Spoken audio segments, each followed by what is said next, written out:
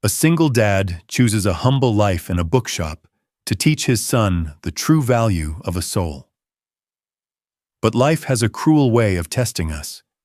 He secretly gave the boy everything, yet at a high society gala, the son denied his own father just to protect his pride.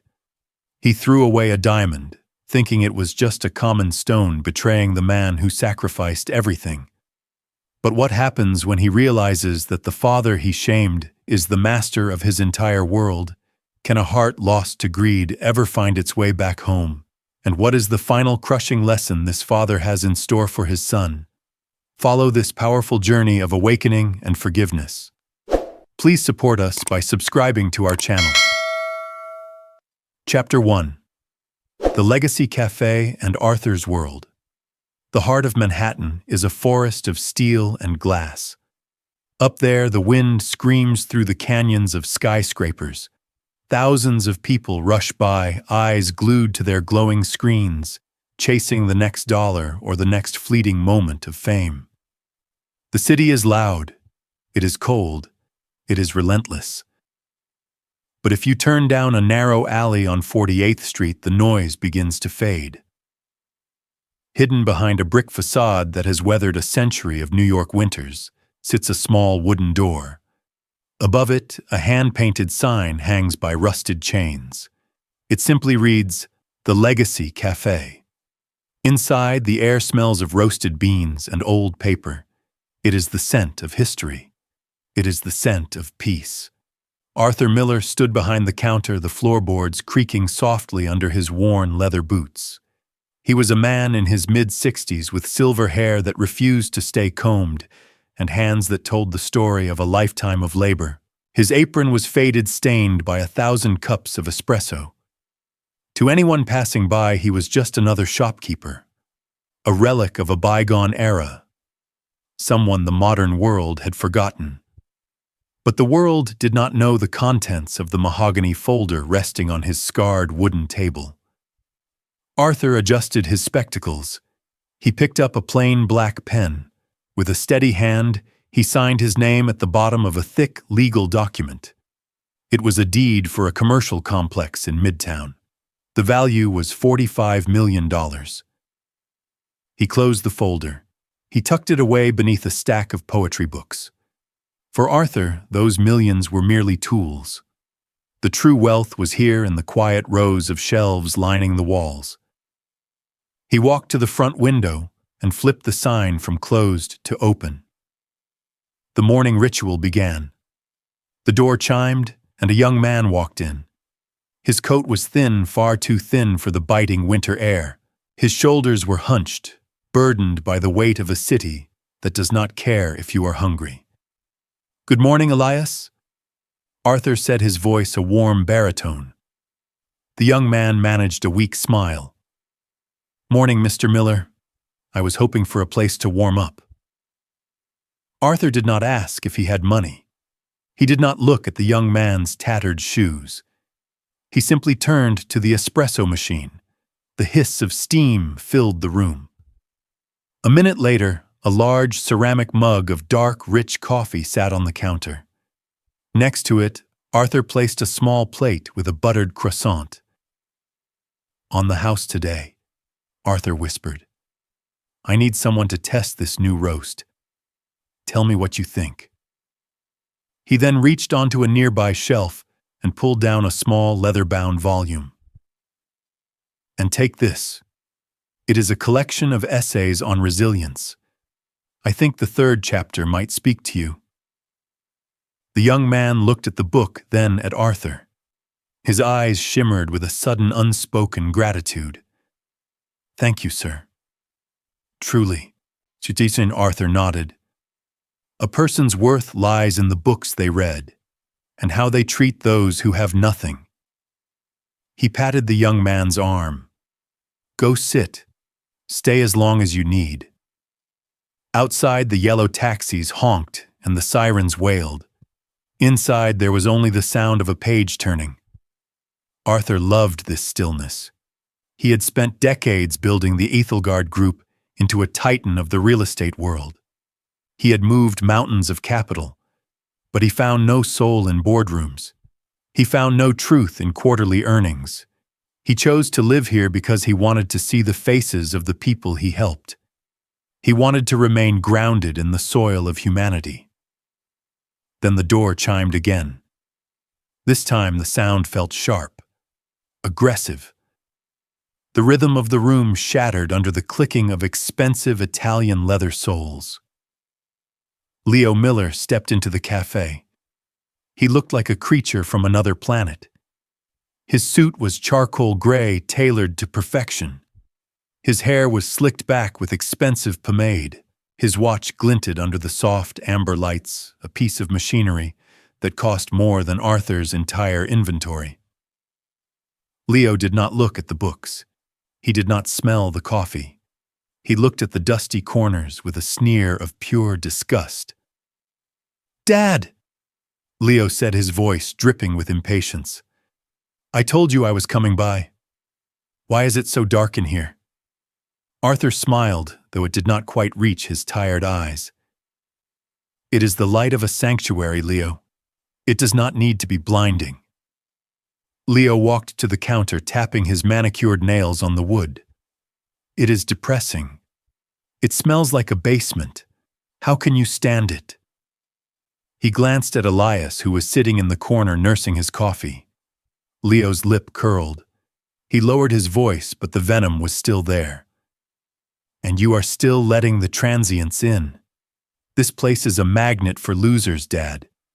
It is bad for the Miller name." Arthur stopped cleaning a glass. He looked his son directly in the eye. "The only bad thing for a name is when the person carrying it forgets where they came from." Leo let out a sharp, mocking laugh. "Where we came from, we are the Millers of Ethelgard. We come from success.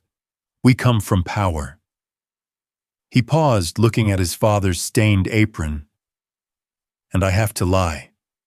Every time they ask about my family, I have to invent stories, because I cannot tell them my father spends his days serving coffee to strangers in a hole in the wall." Arthur remained calm. "Is that what you see, Leo, a hole in the wall?" "I see a waste of time," Leo snapped. "You have millions, you have influence, you could be sitting in a penthouse. Instead, you are playing shopkeeper." He checked his watch. The gesture was frantic. "I do not get it. I have never gotten it. You live like a pauper when you could live like a king." Arthur leaned back, crossing his arms.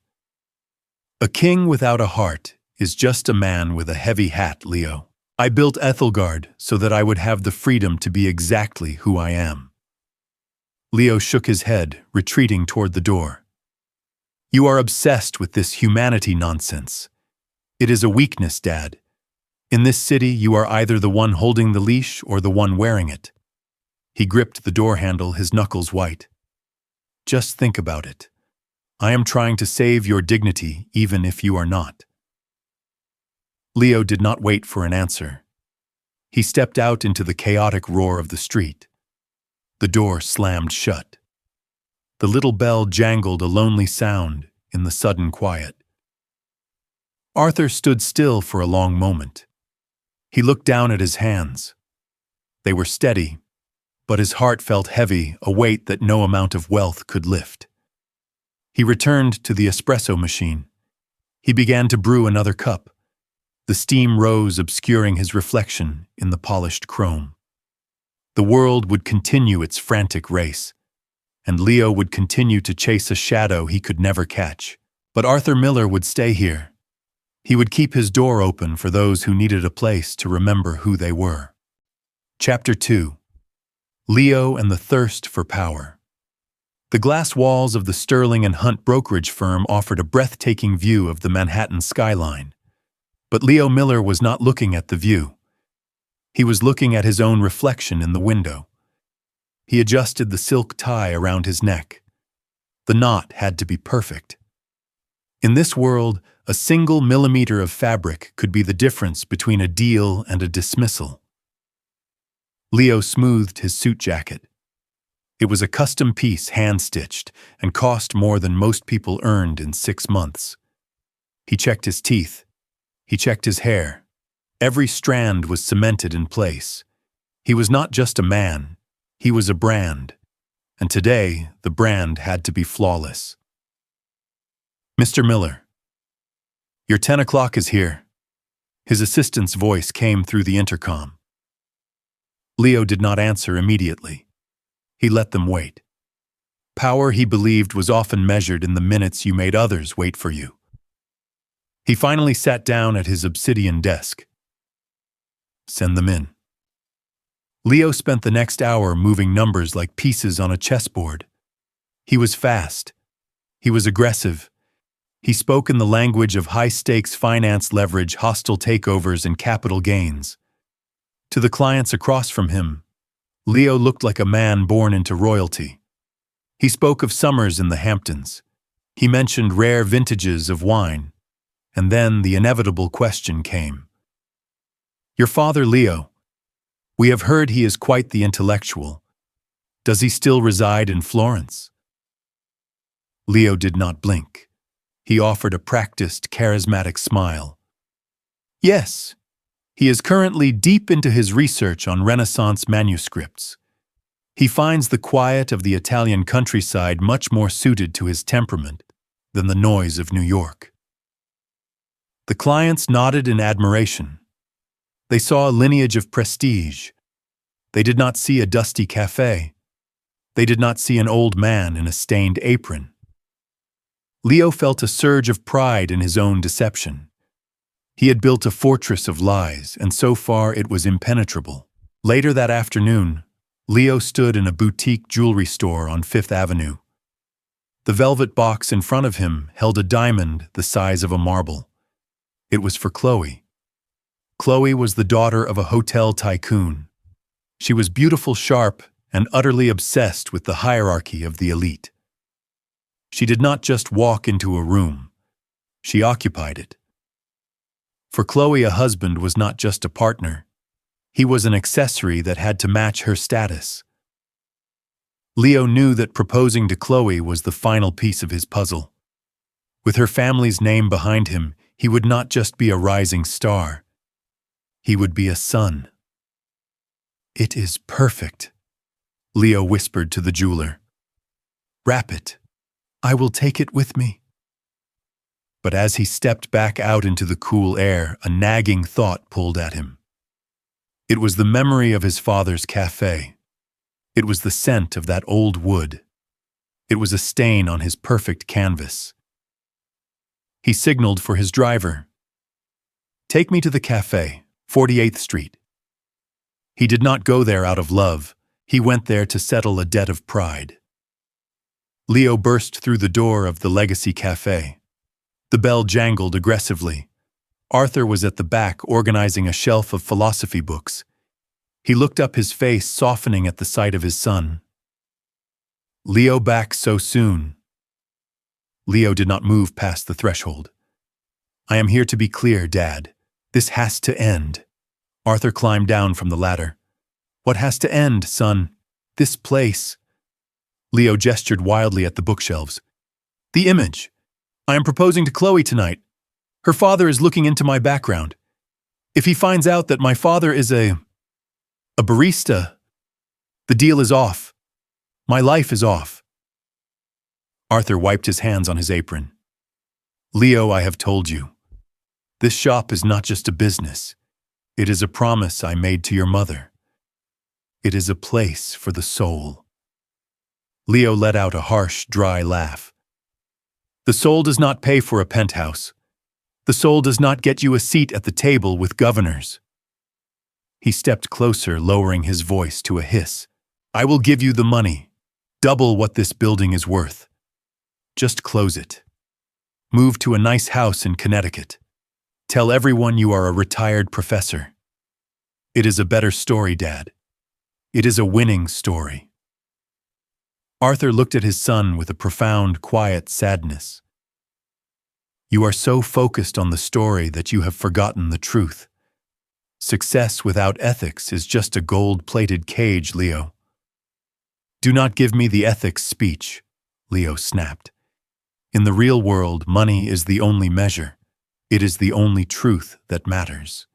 You taught me to be ambitious, and now you are upset that I am actually good at it. Arthur shook his head slowly. I taught you to build. I did not teach you to trample. Leo checked his watch. The gold links glittered in the dim light of the shop. I do not have time for this. Just know that if you stay here, you stay alone. I will not have you at the wedding. I will not have you near my children. You are a ghost, Dad, and I am done living in a haunted house. He turned on his heel and marched out. He did not see the tear that rolled down Arthur's cheek. He only saw the bright lights of the future. Back in his sleek black sedan, Leo's phone buzzed. It was an email from a private legal firm. The subject line read, Ethelgard Residency Approval. Leo opened it, his heart hammering against his ribs. He had applied for a lease in the most exclusive building in the city, the Ethelgard Penthouse. It was a building owned by a mysterious conglomerate that only accepted the cream of the crop. He read the words and let out a triumphant shout. Approved. The email stated that based on his potential and standing, he had been prioritized for a lease-to-own agreement. The price was suspiciously low. The terms seemed almost too good to be true. But Leo did not care about the fine print. He did not care about the strange clauses at the bottom of the document. He only saw the victory. The penthouse was his. The girl was his. The world was finally bowing to him. Drive, Leo told the chauffeur. I have a celebration to attend.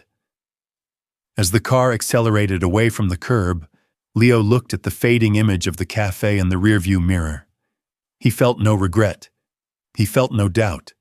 He believed he had outrun his past. He believed he had finally become the king he was meant to be. But he did not know that the keys to his new home were cut by the very man he had just disowned.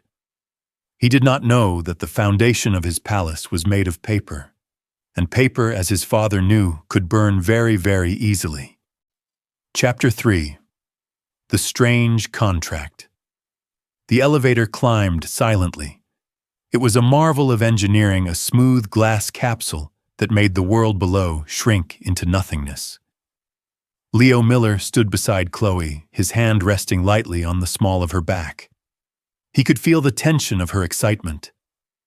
She was radiant in her white silk dress, her eyes fixed on the digital floor indicator as it surged toward the clouds.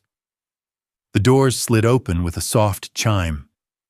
They stepped directly into the foyer of the penthouse. Chloe gasped.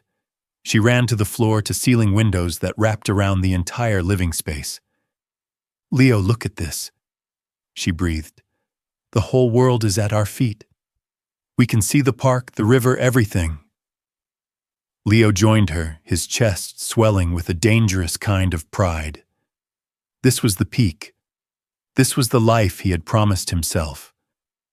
The afternoon sun hit the glass spires of the city, turning Manhattan into a kingdom of gold. It felt like a coronation. This is just the beginning, Chloe, Leo said. This is where the Millers belong.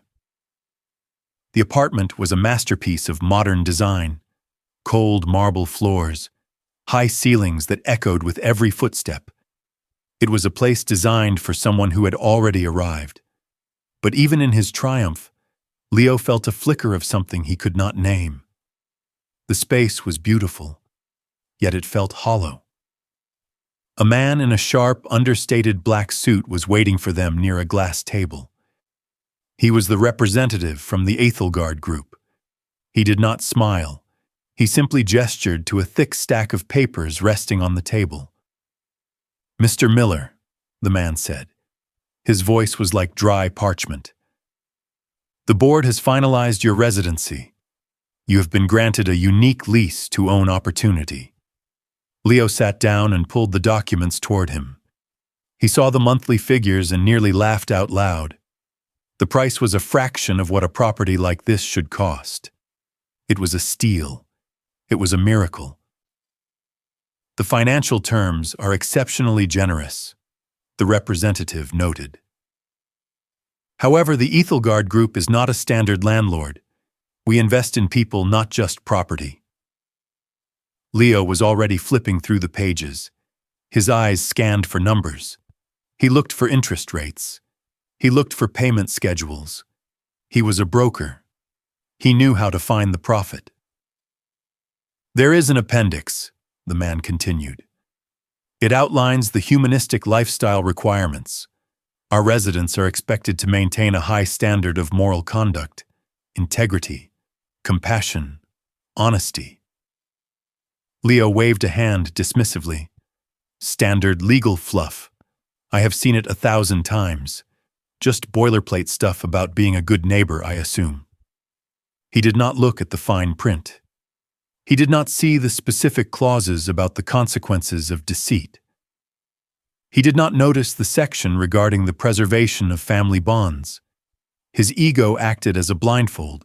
He grabbed a silver pen and scrawled his signature across the final page. Done, Leo said. He stood up and shook the man's cold hand. When do we get the keys? You already have them, Mr. Miller. Welcome to your new life. The representative bowed slightly and walked toward the elevator. As the doors closed, Leo did not see the man reach for his phone. He did not see the man send a simple text message. The message read, he signed it, without reading. Somewhere across the city in the back of a quiet book cafe, Arthur Miller watched a small screen. He sighed. It was a heavy, weary sound. He had hoped Leo would pause. He had hoped his son would wonder why the price was so low. Arthur wanted to believe that Leo still had a shred of caution, a spark of the wisdom he had tried to instill. But Leo was chasing the sun so fast that he did not see the cliff. Arthur looked at a package on his counter. It was wrapped in simple brown paper. Inside was a first edition book on the philosophy of gratitude. It was a bridge, a final attempt to reach across the void. Back at the penthouse, the mood was shifting. Chloe was pacing the length of the marble hall. She stopped in front of Leo, her arms crossed. We need to talk about the wedding guest list, Leo. Leo poured himself a glass of expensive scotch. I thought we settled that. Not entirely, Chloe said. Her voice was sharp now, the sweetness of the view already fading. My father's colleagues are asking questions. They want to meet your family. We cannot keep making excuses about Italy. Leo felt a chill that the scotch could not warm. I told you my father is private. He prefers his books to people. Leo, be honest. Chloe stepped closer. I saw the address on your phone the other day. 48th Street. That dusty little shop. Leo went still. If that man shows up at our wedding in his work clothes, I will be the laughingstock of New York. Chloe hissed. My family has a reputation to uphold. You are a rising star, but your roots are inferior. You need to sever them completely. Leo looked at his beautiful fiancée. He saw the cold ambition in her eyes. It was a mirror of his own. What are you saying, Chloe? I am saying that if you want this life, if you want this penthouse and my father's backing, you have to choose. No more visits, no more phone calls, no more legacy cafe. She turned away, her heels clicking on the marble like a judge's gavel. Decide who you are, Leo. A Miller of Manhattan or a Miller of the slums. The door chime interrupted them. A delivery man was standing in the foyer. Package for Mr. Leo Miller. Leo took the brown paper parcel. He knew the handwriting on the label immediately. It was steady and elegant. It was his father's hand. Leo tore the paper open. The old leather of the book felt warm in his hands. He opened the cover and saw a short note. It said, "To find yourself, you must first remember where you began. I am proud of the man I know you can be. Love, Dad." Chloe walked over and peered at the book. Another old piece of junk from him. Leo looked at the book. He looked at the view of the city. He felt the weight of Chloe's gaze. The pressure was immense. It was the weight of 1,000 skyscrapers. A concierge was standing by the door waiting to take the trash. Leo felt a surge of sudden irrational anger. The book felt like a chain. It felt like a reminder of everything he was trying to bury. He walked over to the concierge. Without saying a word, Leo dropped the rare book into the open trash bin. The heavy leather hit the bottom with a dull thud. The concierge blinked in surprise. "Sir, this looks valuable." "It is trash," Leo said. His voice was flat. "Take it away." Chloe smiled. She reached out and patted Leo's cheek. "That is my man. Now let us go look at the terrace." They walked toward the balcony, leaving the discarded gift behind. They did not see the concierge reach into the bin and pull the book out. They did not see the look of pity on the worker's face. High above the city, the wind began to pick up. The clouds were moving in gray and heavy. Leo Miller stood on his balcony and looked out at the lights. He had everything he ever wanted.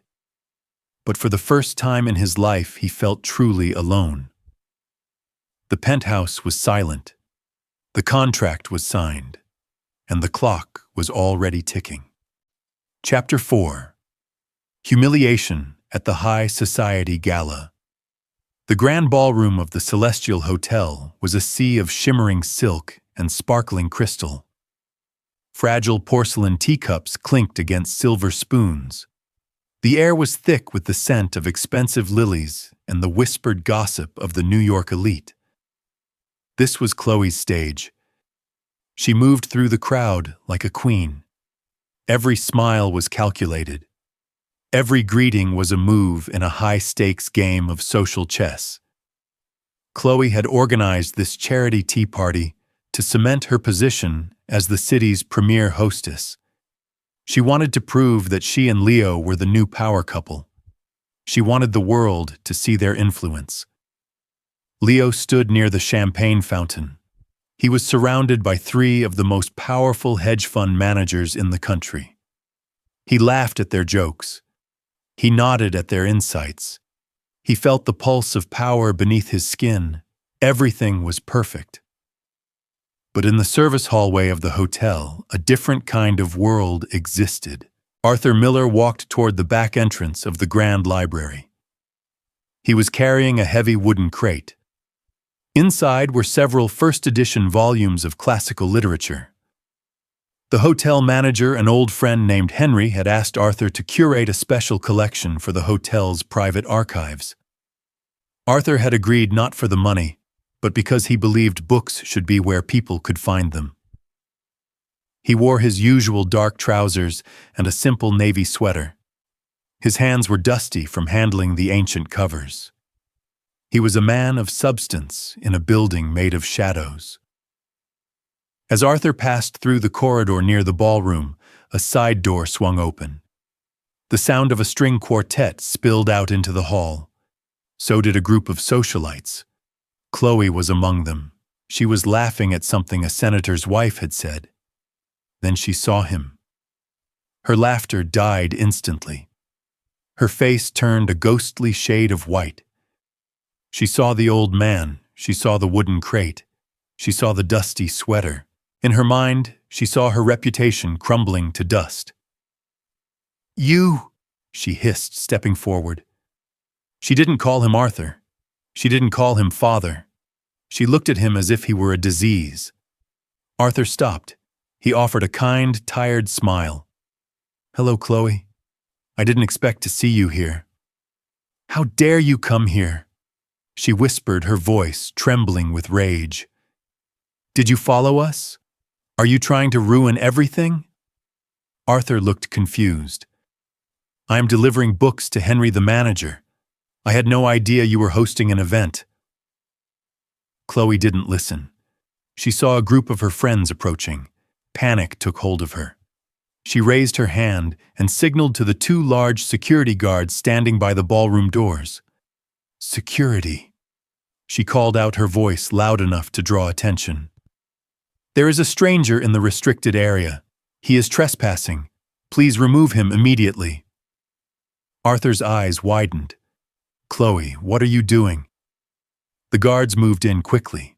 They were tall men in black suits with earpieces. They didn't ask questions. They grabbed Arthur's arms. The crate of books slipped from his hands. It hit the floor with a loud crash. Rare pages fluttered. The sound echoed through the hallway and into the ballroom. People began to turn. The music seemed to falter. Leo heard the commotion and looked toward the door. He saw the guards. He saw the struggling man. He saw his father. For a split second, their eyes met. Arthur looked at Leo with a plea for help. He looked for the son he had raised. He looked for a single spark of recognition. Leo's heart hammered against his ribs. His breath caught in his throat. One word. All he had to do was say one word to stop this. But he felt Chloe's hand on his arm. He felt the eyes of the billionaires around him. He thought of the penthouse. He thought of the deal he was about to sign. If he claimed this man, the lie would be exposed. The fortress of gold would shatter. Leo slowly turned his head away. He looked back at the hedge fund manager. He took a sip of his drink. His hand was shaking, but he kept his voice steady. Anyway, Leo said, as I was saying about the interest rates in Europe. The guards began to pull Arthur toward the service exit. Arthur's boots scuffed against the polished marble. Leo, Arthur called out. His voice was not loud, but it carried a weight that cut through the music. Leo, please. One of the security guards stopped. He looked at Leo. Sir, this man seems to know you. Is he a guest? The room went silent. The only sound was the bubbling of the champagne fountain. Every face in the ballroom was turned toward Leo Miller. Leo looked up. He didn't look at Arthur's face. He looked at the dusty shoes. He looked at the hands that had once held him as a child. I have never seen this man before in my life, Leo said. His voice was cold. It was as sharp as a razor. I don't have a father who looks like that. Leo continued. He is probably a vagrant who wandered in from the street.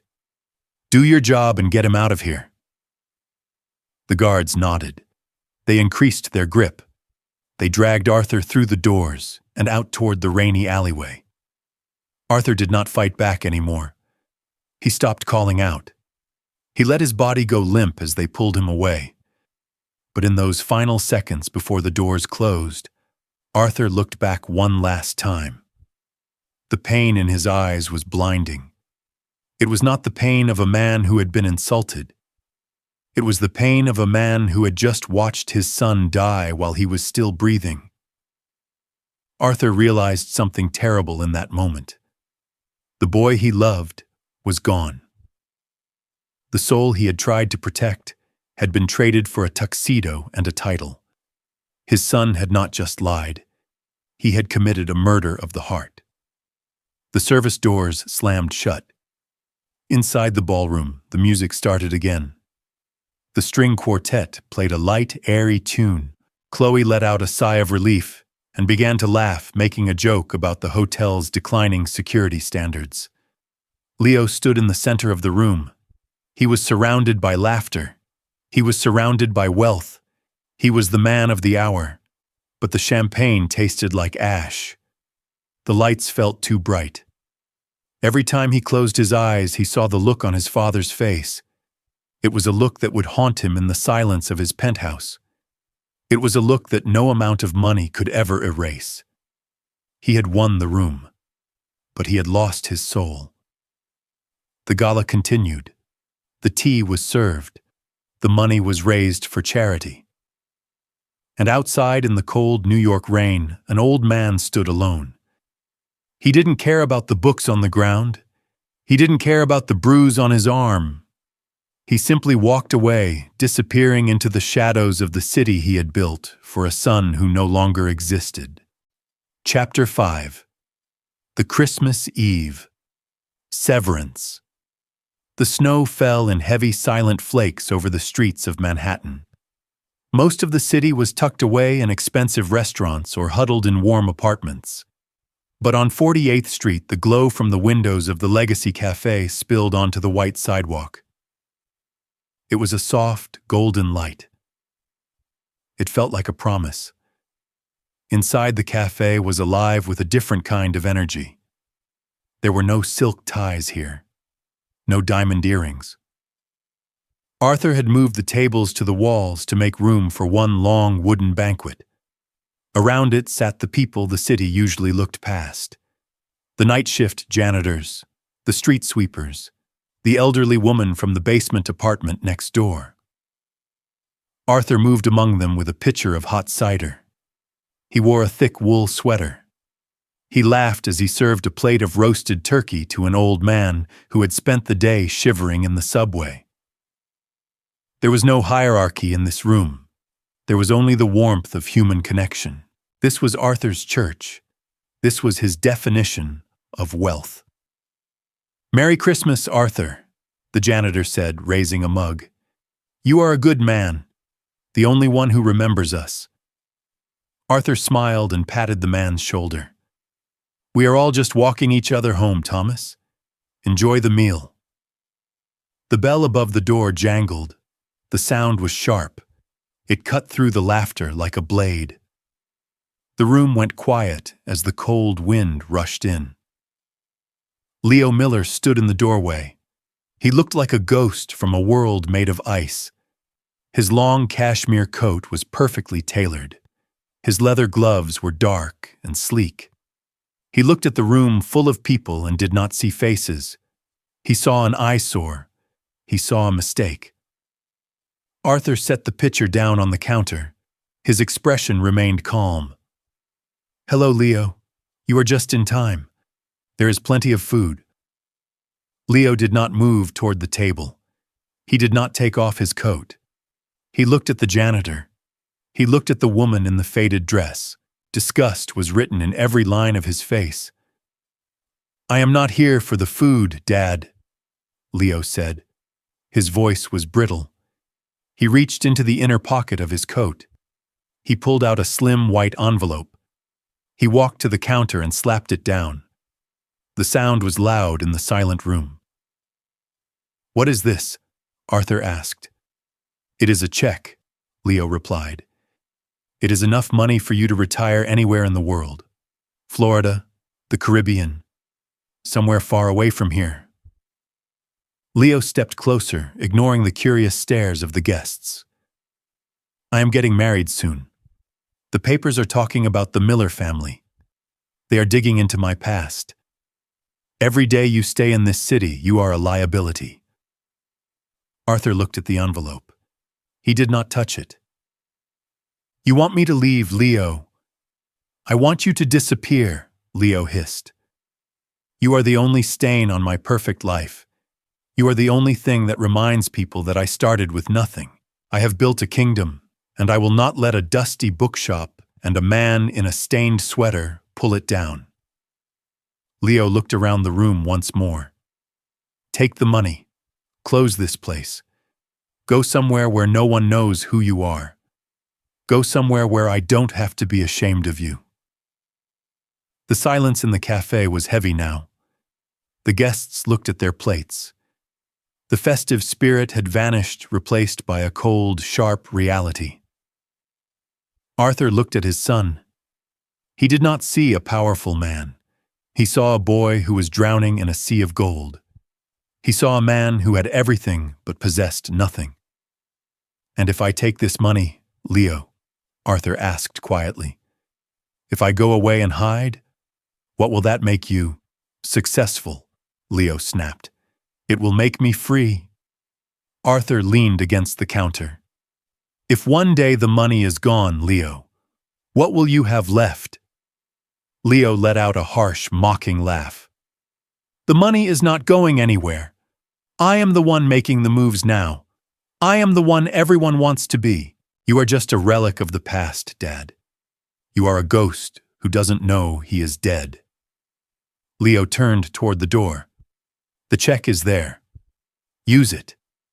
If I see you in this city after the new year, I will have my lawyers handle it. We are done. Leo stepped out into the snow. He did not look back. The door slammed shut. Arthur stood behind the counter for a long time. He did not pick up the envelope. He looked at his guests. Their eyes were filled with pity. It was the one thing Arthur could not bear. Please, Arthur said, his voice steady but low. Continue your dinner. Do not let the cold spoil the warmth. He walked to the window. He watched the red taillights of Leo's car disappear into the white haze of the blizzard. He watched the snow cover the footprints his son had left on the sidewalk. Arthur felt a strange sense of clarity. He had tried to lead with love. He had tried to wait for a change of heart. But the cancer of pride had grown too deep. To save his son, he had to let the world Leo loved fall apart. Arthur reached for the phone hidden beneath the counter. He dialed a number he had not used in a long time. A man answered on the first ring. "This is Arthur Miller," he said. His voice was no longer the voice of a shopkeeper. It was the voice of the man who owned the skyline. "I am ready," Arthur continued. "Activate the final clause in the Ethelgard residency contract for the Penthouse. Effective immediately." The man on the other end paused. "Are you sure, sir? There is no going back once the process starts?" Arthur looked at the empty chair where his son should have been sitting. He looked at the humble people in his cafe who had more dignity in their pinky fingers than Leo had in his entire body. "I am sure," Arthur said. "If he wants to live in a world without me, let him see what that world truly looks like." He hung up the phone. The party continued, but the air had changed. Arthur returned to his guests, but his mind was already in the boardrooms of the high towers. The time for books was over. The time for the lesson had begun. Outside, the wind began to howl. The storm was growing stronger. It was a night for endings. And somewhere in the dark, the foundation of Leo Miller's life began to crack. Chapter 6. The Collapse of a Sandcastle. The morning sun hit the glass walls of the penthouse with a cold and piercing brilliance. Inside, the air was warm. The scent of expensive espresso lingered in the kitchen. Leo Miller lay in his king-sized bed, staring at the ceiling, feeling like the master of the universe. He had survived the gala. He had sent his father away. He believed the path ahead was paved with nothing but gold. A sudden and violent pounding on the front door shattered the silence. Leo frowned. He checked the alarm clock. It was far too early for visitors. The pounding continued louder this time, shaking the heavy oak frame of the bedroom door. "Leo, what is that?" Chloe sat up, her hair disheveled, her face pale with confusion. Leo threw on a silk robe and hurried to the foyer. He looked through the security camera. His heart skipped a beat. There were 4 men in dark suits standing in the hallway. 2 were security officers. 2 were carrying briefcases. Leo opened the door, his voice tight with irritation. "What is the meaning of this? Do you have any idea what time it is?" The man at the front did not flinch. He was the representative from the Ethelgard group, the same man who had served the contract weeks ago, but his face was no longer neutral. It was made of stone. "Mr. Leo Miller," the man said. His voice echoed in the empty hall. As of this moment, your residency is terminated. You have 1 hour to vacate the premises. Leo let out a confused laugh. Terminated on what grounds? I paid the deposit. My credit is flawless. The lawyer stepped forward and handed Leo a thick red folder. You were served an emergency eviction notice. It is based on a gross violation of the character clause in your residency agreement. Leo's hands began to shake as he flipped through the pages. His eyes landed on the highlighted section. Deceit regarding familial status. Public acts of cruelty. The clause stated that the Ethelgard group only provided housing to those who demonstrated high moral integrity.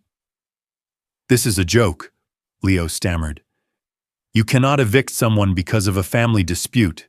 This is New York. I have rights. You have a contract, the lawyer replied coldly. A contract you signed without reading the character ethics appendix. The evidence of your conduct at the Celestial Hotel Gala was submitted to the board. Your membership has been revoked. Chloe appeared in the hallway, clutching a silk wrap around her shoulders. What is going on, Leo? Why are they in our home? They are trying to kick us out, Chloe. It is some kind of legal mistake. The representative looked at Chloe. It is no mistake, madam. And since Mr. Miller's financial backing was tied to the Ethelgard credit line, his personal accounts have been frozen pending a full audit. Leo felt a cold sweat break out across his skin. He ran back to the bedroom and grabbed his phone. He dialed the number of his boss at the brokerage firm. The call went straight to voicemail. He dialed the senior partner. The partner answered, but his voice was distant. Leo, do not bother coming in today. Ethelgard pulled their capital from our firm 10 minutes ago. They cited your personal conduct as a risk to their reputation. You are a liability, Leo. We are letting you go. The line went dead. Leo stared at the phone. The screen felt like a block of ice in his hand. In less than 5 minutes, his career had vanished. His home was disappearing. The world was shrinking. Leo. Chloe's voice was different now. It was no longer sweet. It was sharp. It was the voice of a woman who was calculating the cost of a sinking ship. Did you hear him? Leo turned to her, his eyes wild. They froze my accounts. They fired me. Chloe, you have to call your father. He can fix this. He has the connections. Chloe looked at the red folder on the floor. She looked at the security guard standing by the door. She looked at Leo. She saw a man who was no longer a rising star. She saw a man who was nothing but a hollow suit. My father, Chloe laughed a dry and hollow sound. My father doesn't invest in losers, Leo. He invests in winners. He invests in names. She walked toward the closet and began pulling her designer bags off the shelf. I asked you if you were sure about your family. I asked you if there were any skeletons. You lied to me. You told me you were royalty. I am the same man I was yesterday, Leo shouted. No, Chloe said, zipping a suitcase with a violent tug. Yesterday you were a man with a future. Today you are just the son of a shopkeeper who got caught in a lie. My father already heard the news. He told me to leave before the press arrives. She grabbed her bags and walked toward the door. She did not look back. She did not offer a word of comfort. She simply stepped past the security guards and disappeared into the elevator.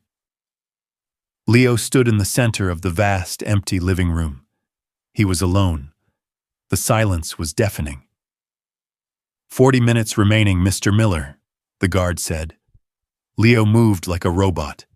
He threw a few suits into a single suitcase. He grabbed his watch. He grabbed his passport.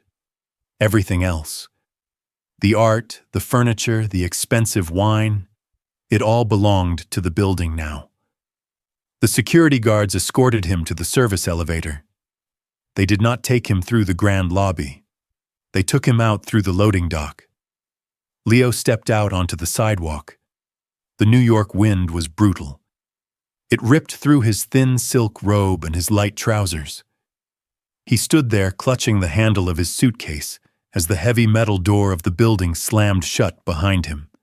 He looked up at the penthouse. It was so high. It was so far away. He reached into his pocket to call a taxi. His credit card was declined on the app. His bank balance showed a chilling 0. He had no cash. He had no friends. Everyone he had spent years trying to impress had deleted his number the moment the capital stopped flowing. The snow began to fall again. It settled on his expensive hair. It settled on his polished shoes. Leo Miller, the man who wanted to be a king, was now just a shivering figure on a street corner. People rushed past him. They did not look at him. They did not care who he was. He was just another soul lost in the forest of steel. He realized then that his father was right. His success was made of paper, and the wind had blown it all away. He had no home. He had no love. He had nothing but the clothes on his back and the crushing weight of his own pride. Leo began to walk. He did not know where he was going. He only knew that the cold was biting deep into his bones, and for the first time in his life he felt the true size of the city. It was vast, it was indifferent, and it was very, very dark. Chapter 7. The Truth at Ethelgard Headquarters. The lobby of the Ethelgard headquarters was a cathedral of glass and shadow. The ceilings were so high they seemed to disappear into the clouds. Silence lived here. It was the kind of silence that only the most immense power can command. Leo Miller stood in the center of the vast marble floor. He looked like a shadow of his former self. His expensive coat was wrinkled and stained by the city slush. His hair was messy. His eyes were bloodshot from a night of wandering the streets. He clutched his single suitcase as if it were a life raft in a stormy sea. He approached the reception desk. The woman behind the counter looked at him with an indifferent gaze. She saw a desperate man. She did not see the rising star of Wall Street. "I need to speak to the chairman," Leo rasped. His voice was thin and shaky. "There has been a mistake. My residency, my accounts. I need to explain." The receptionist did not even check her computer. "The chairman does not see anyone without a prior appointment, sir." "You don't understand," Leo shouted. His voice echoed off the cold walls. "I am Leo Miller. I have a contract. I am part of the inner circle." "The circle has been closed, Mr. Miller," she replied. "Please move along before security is called." Leo turned away, his heart sinking into his chest. He looked toward the rotating glass doors at the entrance. He saw a figure approaching from the street. The man had just walked from the subway station nearby. He was wearing a simple wool coat. He had a scarf wrapped around his neck. He looked like an ordinary grandfather heading to a library. Leo's breath hitched. "Dad." He watched as the man entered the lobby. Leo expected the security guards to stop him. He expected the man to be turned away just as he had been. But the atmosphere in the room changed instantly. The security guards stood at attention. They snapped their heels together and bowed their heads in deep respect. The receptionist stood up and lowered her gaze. Every executive walking through the lobby stopped in their tracks. They all bowed as the man passed. Arthur Miller walked through the center of the room with a calm and steady stride. He did not look like a king. He looked like a man who knew exactly who he was. Leo stood frozen. His brain struggled to process the image. The shopkeeper, the barista, the stain on his perfect life. The entire building was bowing to him. Arthur stopped in front of his son. He did not look angry. He looked at Leo with a quiet, devastating pity. "Follow me, Leo," Arthur said. They took the private elevator to the top floor. The doors opened into an office that took Leo's breath away. It was not filled with modern art or chrome furniture. The walls were lined with thousands of old leather-bound books. The scent of roasted coffee beans filled the air. In the center of the room sat a scarred wooden table. It was the exact same model as the one in the cafe on 48th Street. Arthur sat down behind the table. He looked at home among the relics of the past. Leo remained standing, his legs trembling. "How?" Leo whispered. "The cafe, the books. I thought you were nothing." Arthur leaned forward. The sunlight from the window caught the silver in his hair. "I built Ethelgard 40 years ago, Leo. I built it because I wanted to protect the things that matter. I wanted to save the buildings that had stories. I wanted to preserve the values that this city was trying to burn away." Arthur reached for a remote on the table. A large screen on the wall flickered to life. It showed the security footage from the Celestial Hotel. Leo saw himself. He saw himself turning his head away. He saw himself telling the guards he had never seen the old man before. "I don't have a father who looks like that." Leo's own voice rang out in the quiet office. It sounded hollow. It sounded cruel. The screen changed. It showed the letter Leo had left on Christmas Eve. The check for Arthur to disappear. The words, "You are the only stain on my perfect life," were highlighted in red. "I gave you everything, Leo," Arthur said. His voice was terrifyingly calm. It was the calm of a judge delivering a final sentence. "I gave you the best education. I gave you the penthouse. I even gave you the credit line that allowed you to play the part of a billionaire." Arthur stood up and walked to the window. He looked out at the city he owned. "I did not do it to make you rich. I did it because I wanted to see if you would remember the man who gave it to you. I wanted to see if your heart was as strong as your ambition." Leo fell to his knees. The weight of the truth was crushing the air from his lungs. Every insult he had hurled, every lie he had told, every time he had looked down on the man who was actually the master of his world. "I built this corporation to preserve cultural values, Leo, to help the people who have no voice. I did not build it to raise an ungrateful man." Arthur turned back to face him. "You wanted to be a Miller of Manhattan. You wanted a world without me. Well, you have it now." Leo reached out his fingers, brushing the cold marble floor.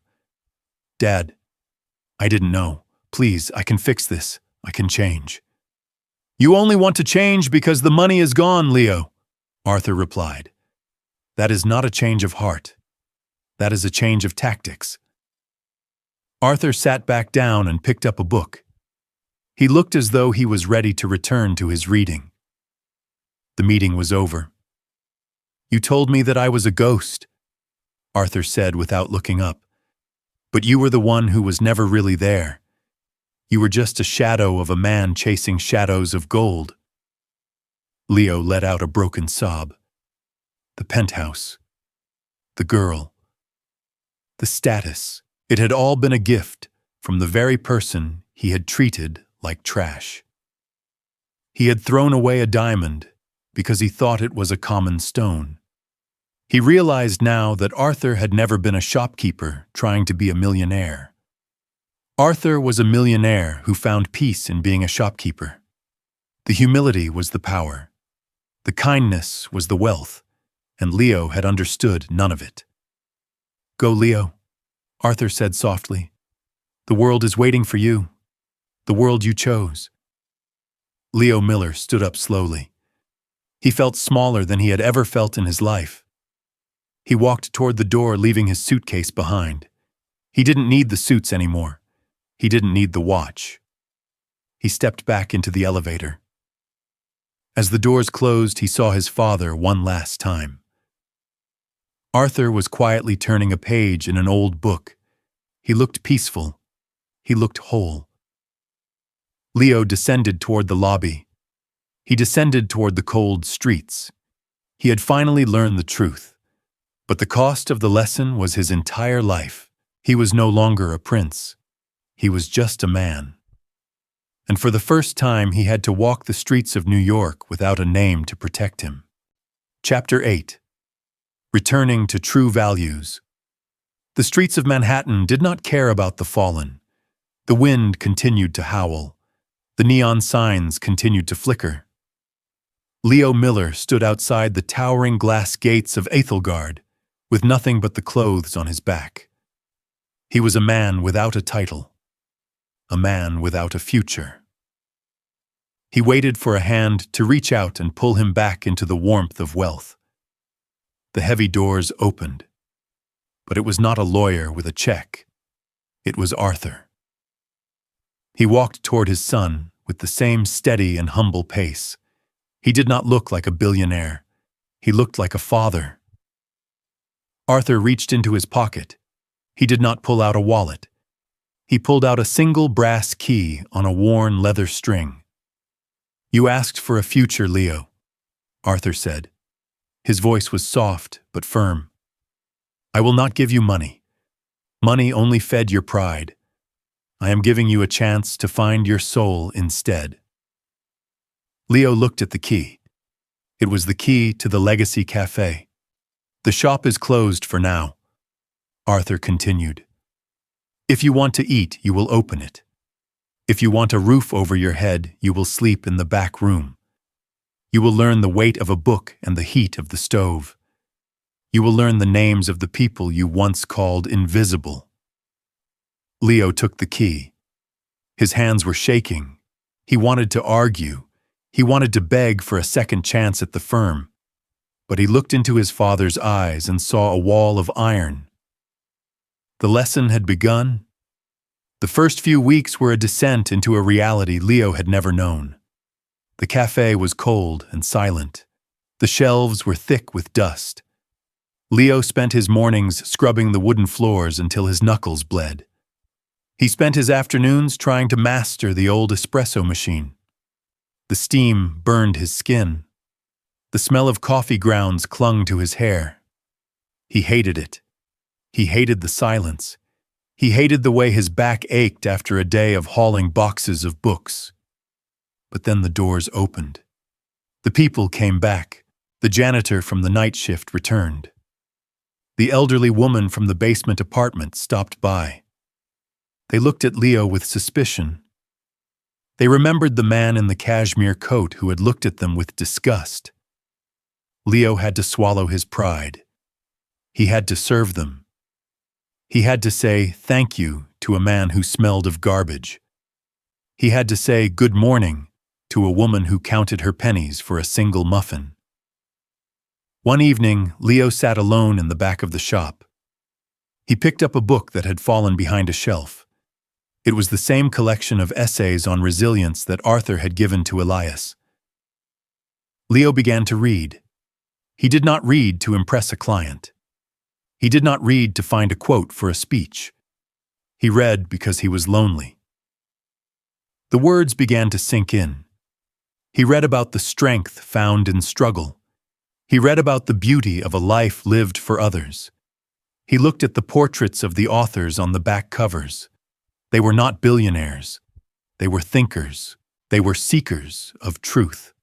Slowly, the bitterness in Leo's heart began to melt. He stopped looking at his watch. He started looking at the faces of his customers. He learned that the janitor was a poet in his spare time. He learned that the elderly woman had been a nurse for 40 years. He realized that these were the real giants of New York. They were the ones holding the city together while people like him were busy tearing it apart. The months passed without a word from Arthur. Leo did not ask for help. He did not try to call Chloe. He simply worked. He grew lean and strong. His hands became calloused. His eyes lost their frantic, greedy light. He found a strange kind of peace in the rhythm of the steam and the pages. One quiet afternoon, the bell above the door jangled. A man walked in, shaking the snow from his simple wool coat. He took a seat at the scarred wooden table in the corner. The table where the $1 million deeds were once signed. Leo did not look up immediately. He was busy tamping the coffee grounds into the filter. "I will be with you in a moment, sir," Leo called out. He prepared the cup with practiced grace. The milk was frothed to a perfect velvety foam. He placed the ceramic mug on a small tray and walked to the corner table. He stopped. His heart gave a soft thud. Arthur was sitting there, his spectacles perched on the bridge of his nose. He looked like a regular customer. A man looking for a warm place to rest. Leo did not speak of the corporation. He did not ask about the inheritance. He simply placed the coffee in front of his father. "On the house today," Leo whispered. His voice was thick with emotion. Arthur looked up. He saw the calluses on Leo's hands. He saw the light of humility in his eyes. He saw the man he had been waiting for. Leo sat down across from him. "I am sorry, Dad." The words were simple. They were honest. "I was blind. I thought I was building a kingdom, but I was just building a prison. I didn't see you. I didn't see anyone." Arthur took a sip of the coffee. He closed his eyes, savoring the richness. "This is the best cup of coffee I have had in a very long time, Leo." He reached out and placed his hand over Leo's hand. "You are not a ghost anymore, son. You are finally real." Arthur did not offer to take him back to the skyscraper. He did not offer to buy him a new suit. He simply pulled a second book from his coat pocket and slid it across the table. It was a book on the history of architecture, the architecture of souls. "Read with me," Arthur asked. Leo smiled. It was a true smile, one that reached his eyes for the first time in years. "I would like that." The afternoon sun began to set, casting long orange shadows across the floor of the cafe. Outside, the city continued its frantic golden race. The skyscrapers glowed with the light of 1,000 ambitions. But inside the small shop on 48th Street, the world was quiet. Two men sat at an old wooden table, the father and the son. They were surrounded by the scent of old paper and the warmth of a shared history. They did not talk about capital. They did not talk about power. They simply turned the pages of their books in unison. The Legacy Cafe was small. It was dusty. It was tucked away in a dark alley. But it was the brightest place in all of Manhattan. It was a sanctuary for the things that cannot be bought. It was a reminder that while gold may glitter, only truth can truly shine. The story of the Millers did not end with a hostile takeover or a grand merger. It ended with a cup of coffee and a quiet room. It ended with the realization that the greatest wealth is not found in what you own. It is found in who you are. And as the snow began to fall again, covering the city in a blanket of white, the small cafe remained a beacon of warmth, a testament to the values that outlast time itself. True wealth is never found in the height of a skyscraper or the balance of a bank account. It lives in the quiet moments of kindness and the courage to remain humble when the world demands you to be loud. If this story touched your heart, please consider joining our community by subscribing to our channel. Your likes and comments help us tell more tales of the human soul. Now a new story is appearing on your screen. Click on it to continue this journey of reflection with us.